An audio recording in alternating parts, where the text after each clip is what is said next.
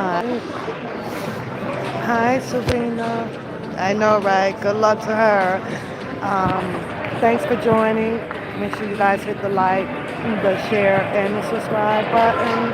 But as you guys know, I am the number one super fan, supporter of my child, Kotabear to you guys. I call her Kota, right? This is her first race, warming up for the 2026 track and field competition with all of the competitors, and I'm sure that there are new competitors out here. So this gives me an opportunity um, when she runs the 60 to see the lineup because I don't know if it's the same as last year or what. Even though we know some have probably moved on from being a senior, right? Hopefully, Coda is working hard to also become the captain of the track team. I think that she has the leadership and the integrity because, she cares very deeply for this sport. She gives it her all and she helps others to try to achieve where they are trying to go as well in the track and field industry, right? So, but I'm here because of her admirations that she do have for this sport and because it's my job to support, right? But we got about 20 minutes before she runs the race. I will not be live. I will film it and then upload it. So if you guys can take time out your day once I upload it and give a like on the button. And for those who choose to support her, I appreciate that. I will post up her cash app that she has because hey, she likes to be looking good out here on this track field. That helps her, keep her hair together and keep her designer sportswear that she likes to wear also out here. So she appreciates that.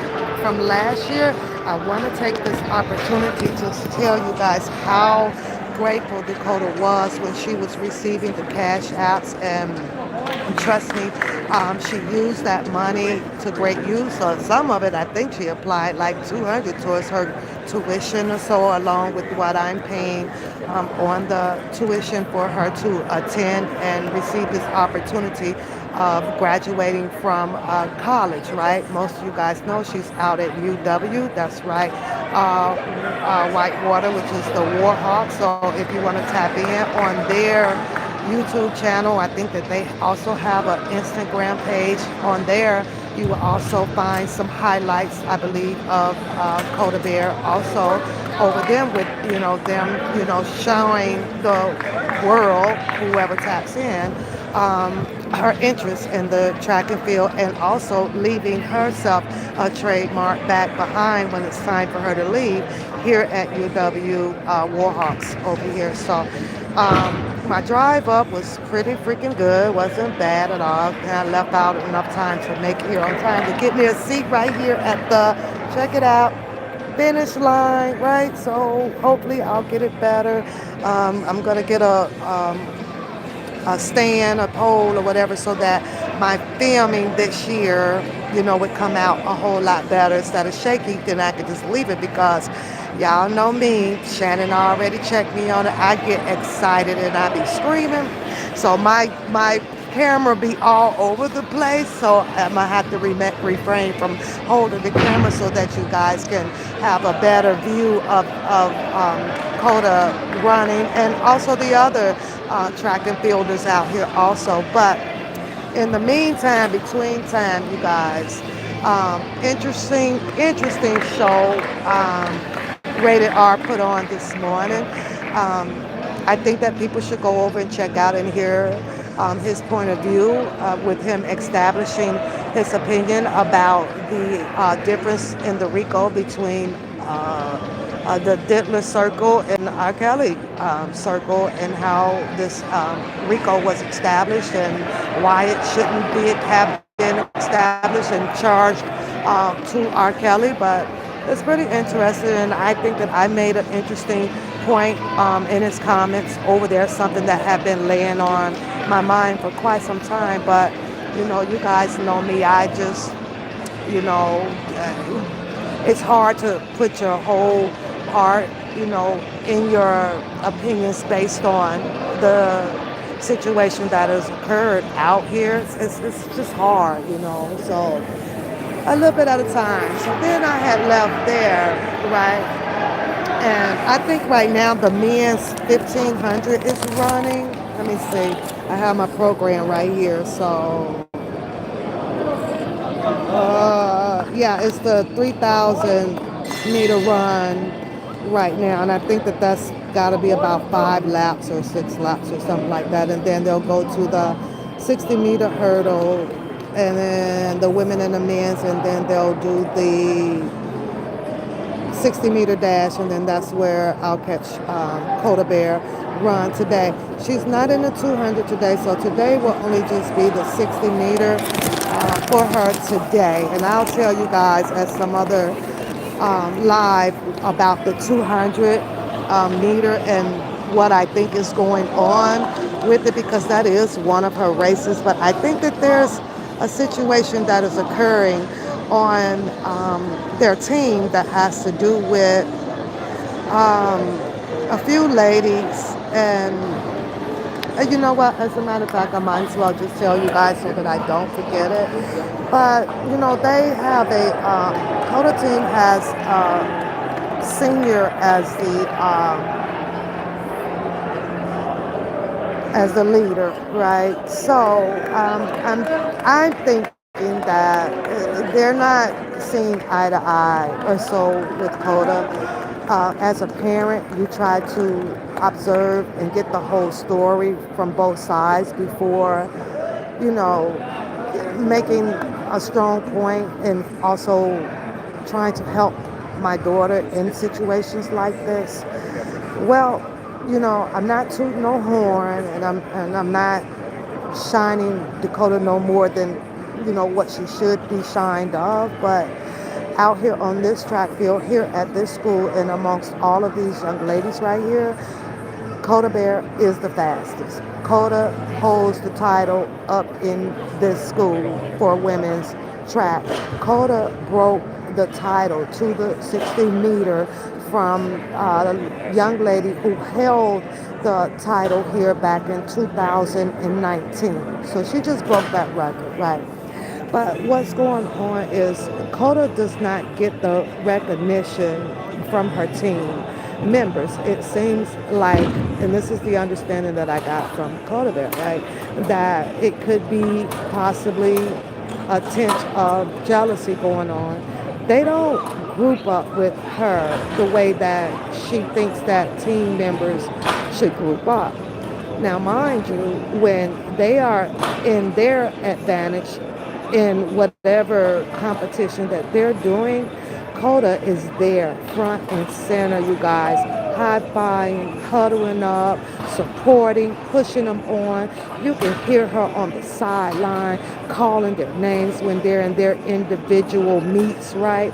But you don't hear that too much from these individuals, which of course is the opposite of color to her. And I try my damnedest to not look at it as colorism or jealousy, at any point. But at some point in time, you just can't leave out, those possibilities in the equation, because that is exactly what she's all around.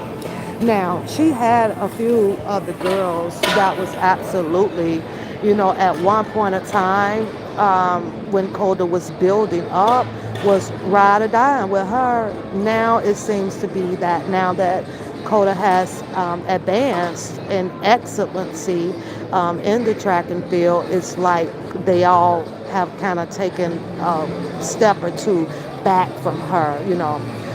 Do I think that Coda Bear sometimes position herself that she is the best? Of course I do. But I think that I may take the fault for that, because that is what I push her to be, the best. It's not about, laying in the nest with other people that has a whole bunch of complaints about why they can't get there, or this hurt or that hurt, or I got to do this, I can't make, because those are the people that is delivering a message to you that will weigh you down and keep you right where they want you to be.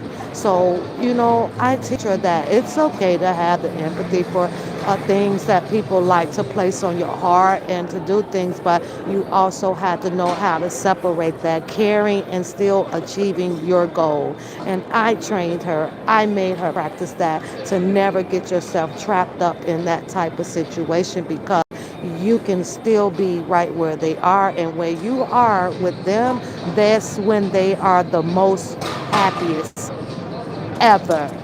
They don't give a damn. So, but they're setting up right now for the men's 60-meter hurdles. I think that they were up first, right? But um, again, I'm going to get off when Coda Race come up, because I actually want to film it without my screaming and my yelling and my shaking, and then I'll upload the video for you guys to go and show her some love through me on the video. And then what I do is I share it to her, and I allow her to edit it and have fun with it and post it on her Instagram page. So you guys can bypass me if you want to and go directly over to her Instagram page. I'll post that up on my community wall when I get home, or yeah, sometime I'll get it posted up. But when I post that up, y'all know how I am out there, and I got to put this on the record. I post that up for people that are interested of sharing their support for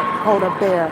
If I find out that anybody, especially coming from in this community, that is going on her IG page to start harassing and doing some negative stuff, you all have to know by now that I will come back and have a SG on your behind, and you know that, right? So let me do mine the way I want to do mine, and let you do you by showing positive support on her page, and we all good out here. That's all I got to say about that. Now, I will be back live at some point, because I have some things to say about Bookham's live that he did. And what he did is exactly kind of what I explained to you guys, having people out here to put all of this goddamn blasphemy and this or that all on your hearts is nothing but to keep you in a position of where they are holding, and it's nowhere.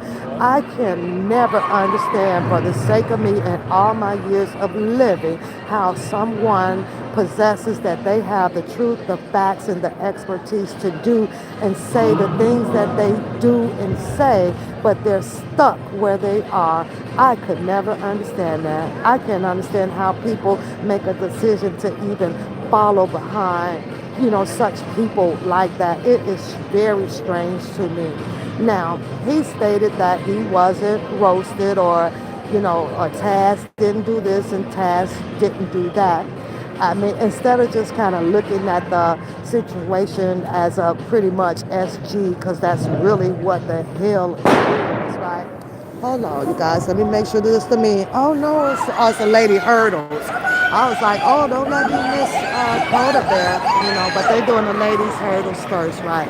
So, but I listen to him. He has the answers. He has the truth of everything about the P. Diddy case and so on and so forth. He has the truth and everything about the R. Kelly case. But when I heard that boy sit up there and say how the prosecutors forgot to bring some of the evidence forth that would have prosecuted Puff Daddy to the fullest extent in the RICO, and he started calling out all of these discoveries of what he thinks that the prosecutors should have used. So that's how they failed in meeting the charge of the RICO against Puff Daddy. I literally sat over here and just cracked my behind up, like they're not aware that they didn't have that discovery. Well, if these are expertise and professionals out there that was trying this case and bring this, didn't he, does he not think that maybe they found a good damn reason of why they could not introduce all of this freaking evidence that he so-called know about, where was that in the home, how many went in the home, who touched the guns, who did this to the guns. I'm sitting here like, this ninja here is it too much for himself. Like, I be go sit your ass down somewhere, right? He is, it's anything that will help get somebody in jail. He never seems to amazes me that he gives it to the people, not to free anybody. And I feel that it's the same thing with R. Kelly. You would talk about every freaking thing that's going on that not now one of his attorneys spoke about, or nevertheless R. Kelly spoke about, even on these freaking phone calls out here. So who in the hell puts a ninja in charge to give more information to think that you are doing well to free R. Kelly when in fact that you are doing worse? You're doing worse than what the hell the ineffective goddamn attorneys have done for that damn man. I'd be like, shut your ass up. Now he wants to compete or so, and the thing with the Taz thing. This whole clownery stuff that Taz has done, it's funny. But at the end of the day, Bookham claims that he has the information now to break the internet and blah blah blah, because he gets thousands of views, or which is not true. And Taz is still sitting at 100 or something, which is not true, based on the fact that Taz is exposing what could have possibly be, allegedly is, him being in a mixture or. Okay, I'm gonna have to get up because now I got people coming and standing in front of me when I got my chair here so that I can see. Just rude ass people, right? Don't care, and I get it because they want to see also, and that's fine. But I'm gonna get up when POTUS race starts, right? So I can make sure that I can get closer to the front and film my daughter running her meet. But he can't take that. Actually, this is nobody pretty much with, can, well, I ain't going to say that. We know that there is a big ass circle out here dealing with the LGBTQ freaking movement or something. So, yeah, it may be a little bit difficult for Taz to grow the numbers, to have his laughter in exposing what he chooses to expose about Bookham and all of this colorful rainbow stuff that he wearing, because half of the majority of the people out here supports that freaking LGBTQRSS shit, right? So yeah, he may have a hard time with his views or people accepting the type of videos that he puts out. That's one freaking element in a way to look at the situation of what Taz is structuring up to have his SG shits and giggles on Bookham.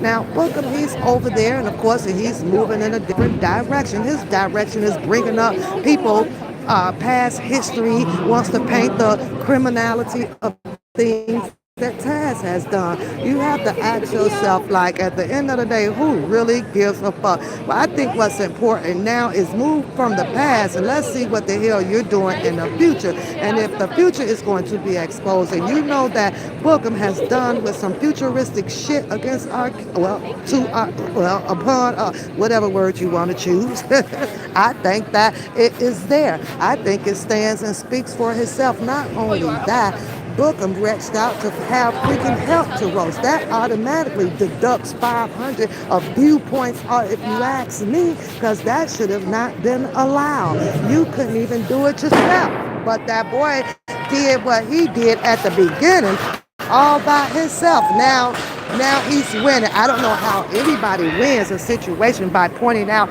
how many views or the clicks it is above the message got out, period. But anywho, you guys, okay, Coda's going to get ready to run. I will talk to y'all later. Don't forget, like, share, and share the channel, you guys. And I'm going to upload Coda's race here in a second, right? And make sure y'all check that out. Like the video and continue to subscribe and share my channel. I appreciate it. And let's see. Let's go, Coda. Like I say, I don't know the lineup. I don't know if there's some new girls, and all of that stuff. But right now, I'm just going to pray that her safety is protected on this track. She endures no injuries on this track, and she has absolutely fun while she conquers her passion for track and field. God is good. So let us get go, y'all. Have a good day.